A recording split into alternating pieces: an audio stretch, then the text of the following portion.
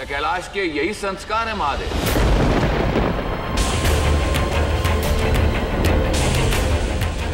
यदि ये सत्य है तो ऐसे कुसंस्कारी से मुझे अपनी पुत्री का ब्याह नहीं होने देना चाहिए था।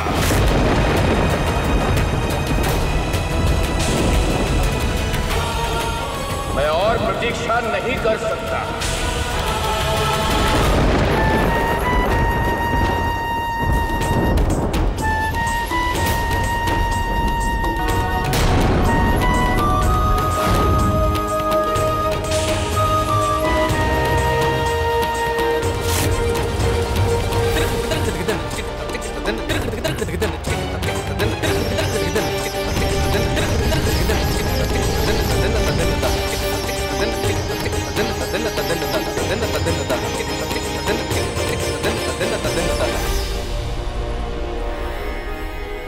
महादेव, स्मरण रहे ये आपके ससुर भी हैं, देवी शक्ति के पिता हैं।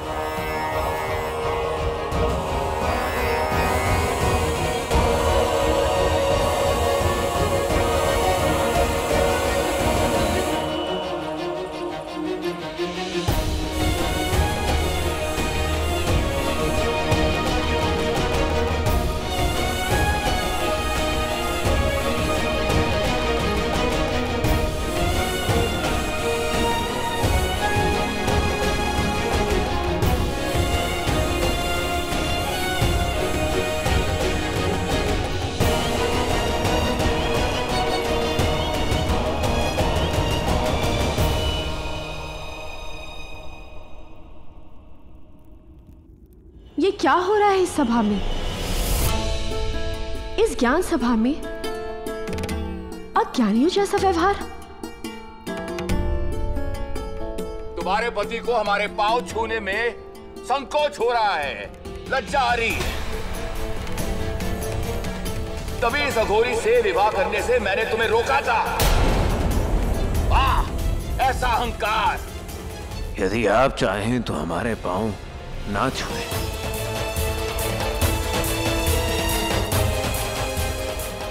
देखा आप सभी ने इस महादेव का अहंकार।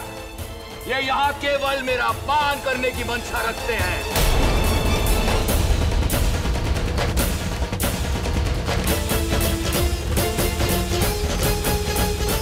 यदि आज यहाँ इस ज्ञान सभा में इन्होंने मेरे पांव नहीं छुए तो ये सभा आरंभ नहीं होगी।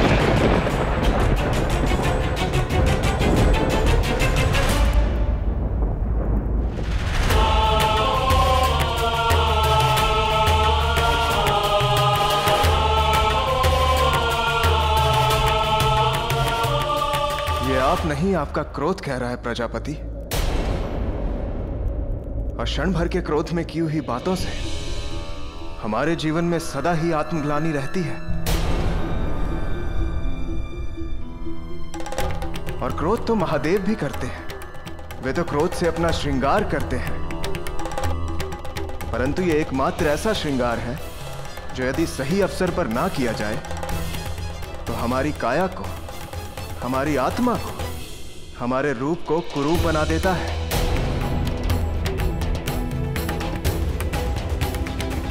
और महादेव आपके समक्ष झुक जाएं, यह कदापि संभव नहीं है।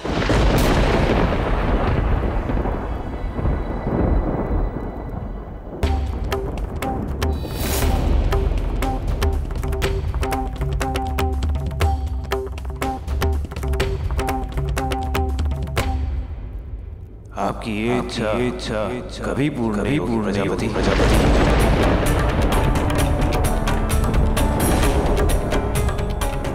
अनर्थ प्रजापति, अनर्थ। ये इनका अहंकार नहीं, अपितु घोर चुनौती है। अब याद करवाओ इन्हें। कि कौन हो तुम? बहुत अहंकार है ना तुम्हें अपने महादेव होने का। मैं ब्रह्मपुत्र प्रजापति तक आज इस भरी ध्यान सभा में आपको इस दुष्व्यवहार के लिए श्राप देता।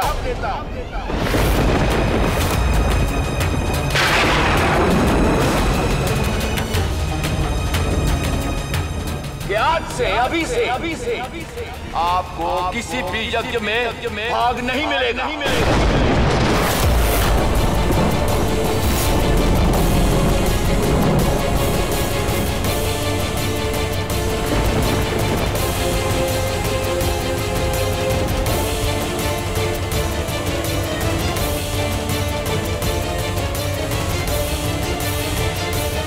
मैं प्रजापति दक्ष ये श्राप देता हूँ कि देवों के देव की उपाधि पर बैठने वाले महादेव अपने गण के साथ सदा वन और पर्वतों में भटकते रहेंगे।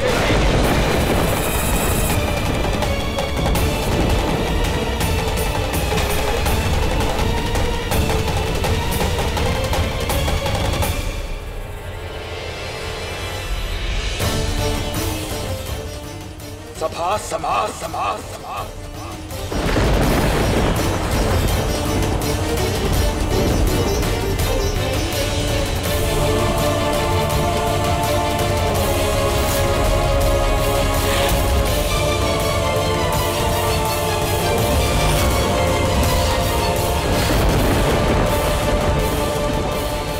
प्रजापति दक्ष, आप क्रोध की भेंट चढ़ रहे हैं और उससे केवल अंधकार फैलेगा। और जहां तक प्रश्न रहा इस सभा को समाप्त करने का, तो इस सभा का आयोजन आपने स्वयं किया है। आप जो चाहे कर सकते हैं। हम सब तो यहां केवल अतिथि हैं।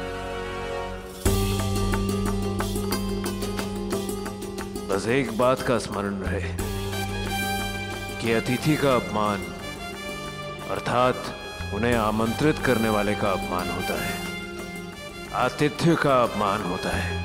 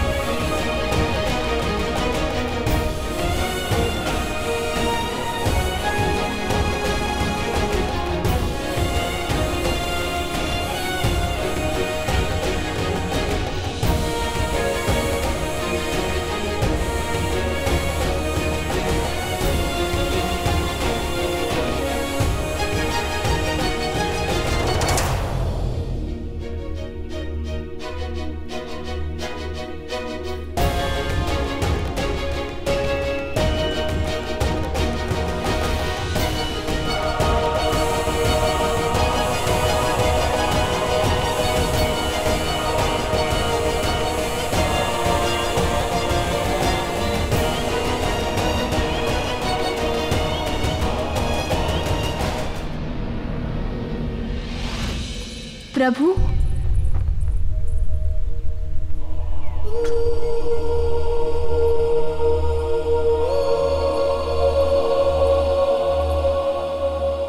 प्रभु, आपने पिताश्री के पांव क्यों नहीं छुए?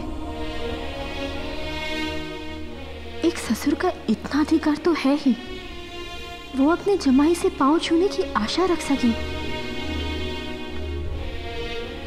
और फिर इसमें ऐसा क्या अनुचित था कि आपने उन्हें पूरी सभा भंग करने पर विवश कर दिया?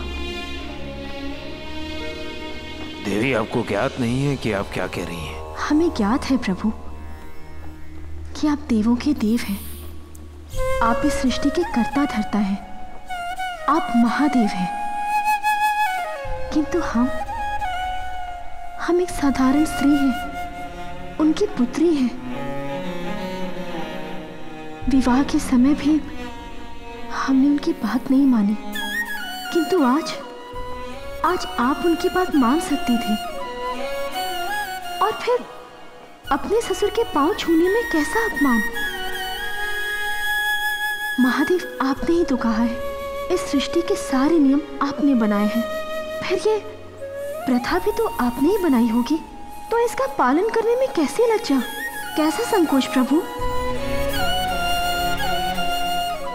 प्रभु, आपके लिए उनका बुलावा केवल निमंत्रण होगा, परंतु मेरे लिए एक अवसर था अपने पिता के निकट जाने का, उनका स्नेह पाने का। किंतु आपकी एक भूल ये नहीं है, हमारा आपके साथ उस सभा में जाना ही भूल थी।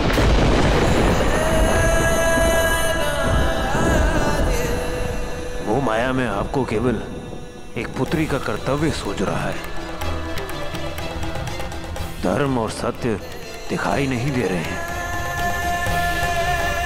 जिस दिन आपको अपनी आदिशक्ति होने का ज्ञान होगा, तब आपको अपने शब्दों का अर्थ समझ आएगा। तब तक आपको समझाने का प्रयास भी व्यर्थ है।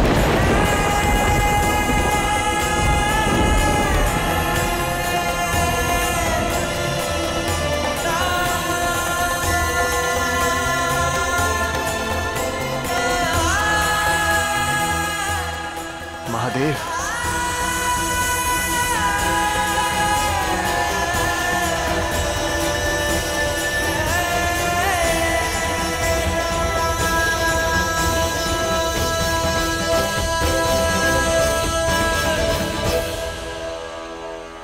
देवी शक्ति, आप महादेव की क्रोध की चिंता ना करें। आप तो जानती हैं ना, महादेव को कभी कभी अधिक क्रोध आ जाता है। आप हमारे साथ वैकुंठ चलिए।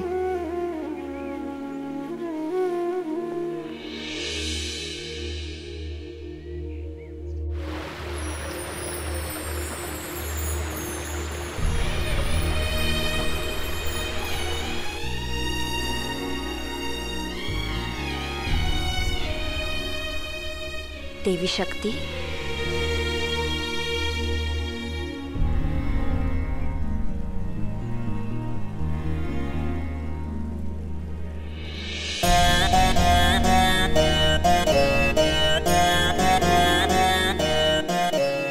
इस पूरी सृष्टि की और उसके हर एक प्राणी की रक्षा और सम्मान करना आपके पिताश्री का दायित्व है।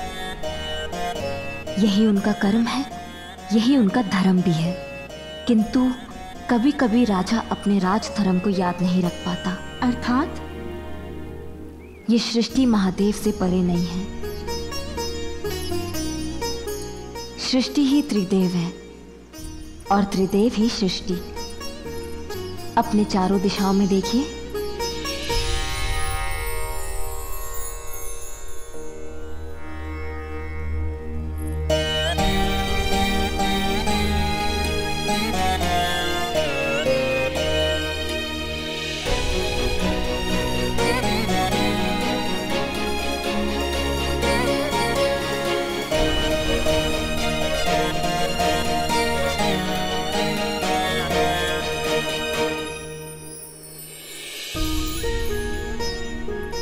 सृष्टि की हर गूंज में, हर ध्वनि में आपको वो ही मिलेंगे। ओम नमः शिवाय।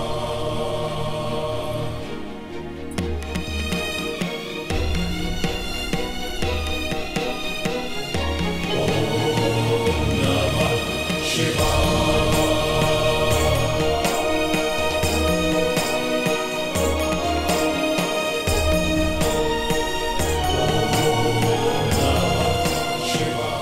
देवी, आपके पिताश्री ने महादेव से नहीं, इस पूरी सृष्टि से नमन करने की हट की थी, जिसकी सेवा करना उनका धर्म है। यदि सृष्टि ही अपने सेवक के समक्ष झुक जाए, तो ये एक साधारण घटना नहीं है, अपितु एक घोर अनर्थ का संकेत है। और महादेव ने ना केवल एक घोर अनर्थ होने से टाला, अपितु आपके पिताश्री को एक घोर पाप का भागी होने से भी मुक्त किया है।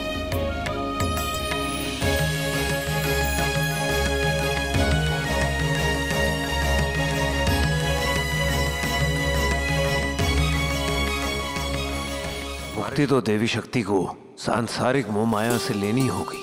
उन्हें इस ज्ञान का बोध होना आवश्यक है कि वो आदि शक्ति है।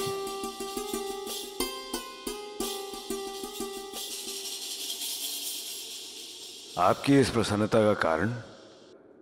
हम ये सोचकर मुस्कुरा रहे हैं महादेव कि इस शीतल कैलाश पर विराजमान होने के बाद भी आपका मन तो सूर्य की भांति गर्म रहता है।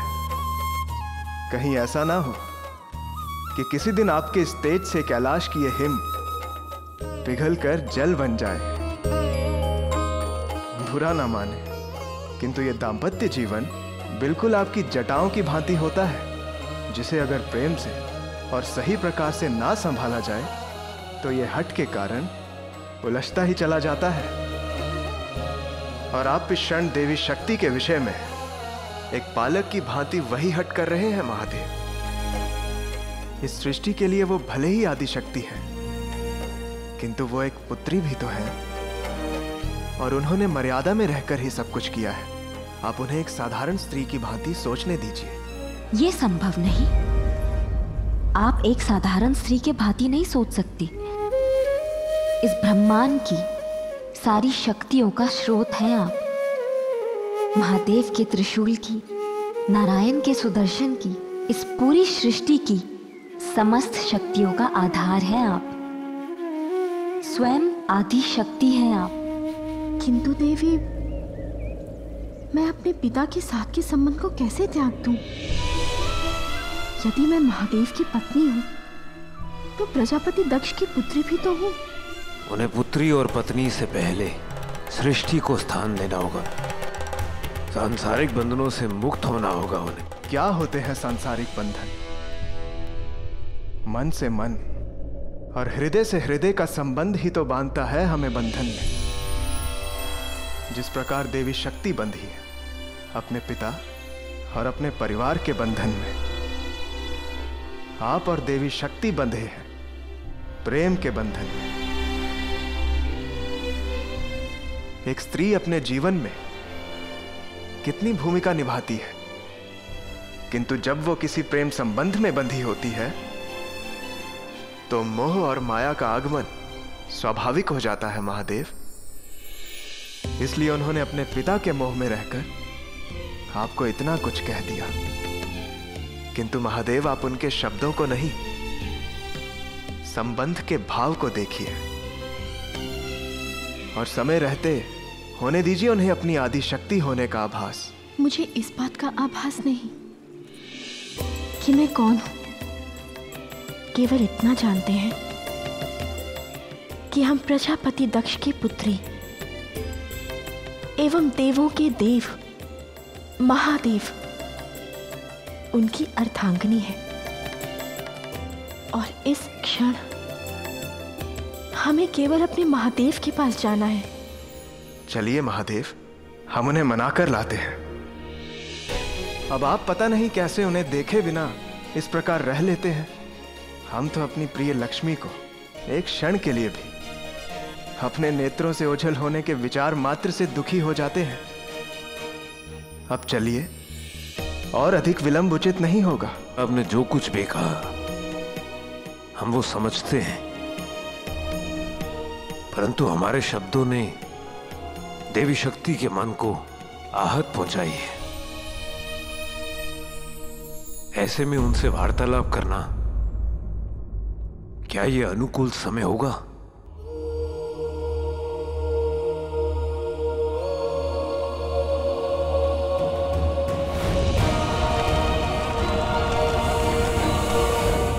अब समय का क्या विश्वास महादेव? इसमें क्या अनुकूल और क्या प्रतिकूल?